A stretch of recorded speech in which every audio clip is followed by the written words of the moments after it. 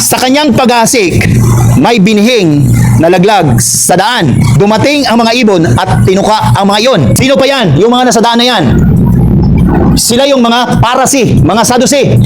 Sabi ni John the Baptist, maghingi kayo ng tao sa Panginoon. Anong ginagawa nila? Nakikinig ba sila? Hindi. Nakikinig sila pero yung salita dito lang, hindi tinutuon sa puso. Yang daan na yan, the moment na na-receive nilang salita, hanggang dito lang.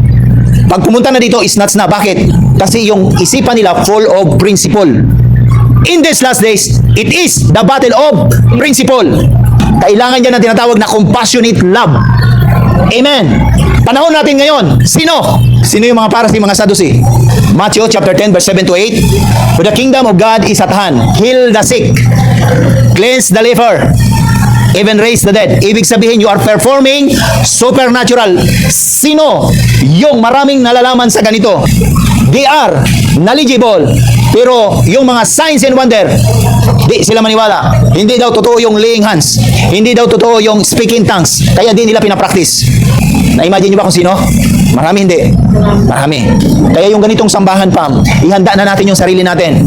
Ibig kong sabihin, in the book of Matthew chapter 5, verse 11, verse 10, diba? Blessed are those who are persecuted. Sino pa yung mga nasa daan? Mga casual church attendees. Walang conviction. Ibig sabihin, nasamba, kung mayroong busy ng linggo, hindi magsama. Walang conviction ng church.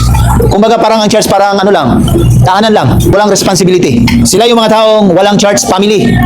Amen. Ayaw nila ng obligation. Let's keep sharing our live streams, our posts, and our testimonies. The covenant keeping God.